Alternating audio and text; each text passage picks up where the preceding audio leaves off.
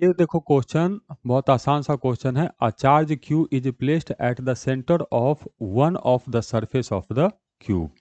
क्या कह रहा है क्वेश्चन में कि एक इस तरह से क्यूब है,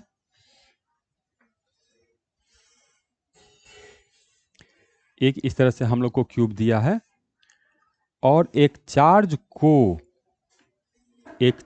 को one of the surface of cube के सेंटर पे रखा है। तो देखो क्या बात हुआ है कि ये एक सरफेस है ऐसे। अब क्या किया है कि चार्ज को इसके सेंटर पर रख दिया, तो यहां एक पॉइंट चार्ज को रखा है। ये चार्ज है हम लोग को क्यू। तो हमें बताना है flux linked with the cube. इस क्यूब से टोटल कितना फ्लक्स होगा। आसान क्वेश्चन है। देखो मान इसको प्रैक्टिकल अप्रोच से करते हैं। ये जो पॉइंट चार्ज है, तो प्रैक्टिकली पॉइंट नाम का कोई चीज नहीं होता है। इसका मतलब है कि ये एक स्फेयर है और स्फेयर का साइज बहुत छोटा है और इस पे चार्ज इस तरह से है और ये टोटल चार्ज दिया हम लोग को क्यू।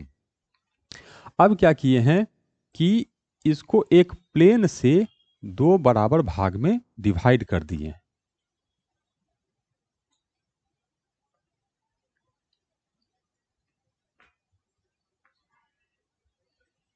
ऐसे।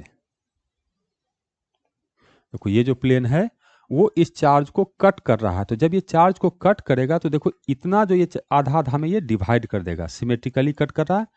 तो आधा पार्ट स्फेयर का इस प्लेन से राइट लेफ्ट साइड में है और आधा चार्ज ये वाला इतना पोर्शन वो हम लोग को राइट साइड में है। तो ये जो आधा चार्ज होगा इसका, इधर ऐसे देखोगे तो ये जो चार्ज होगा ये इस क्यूब के अंदर है, लेकिन ये हाफ जो ये चार्ज है ये हम लोग को क्यूब के बाहर है। तो Q/2 जो चार्ज होगा ये हम लोग को इधर क्यूब के अंदर होगा और Q/2 चार्ज बाहर होगा। तो हमें क्यूब से फ्लक्स बताना है। तो गॉस लॉ के हिसाब से जब हम लिखते हैं तो क्यूब के अंदर का चार्ज, तो अंदर चार्ज तो केवल Q/2 है और डिवाइडेड बाई इप्सिलॉन नॉट।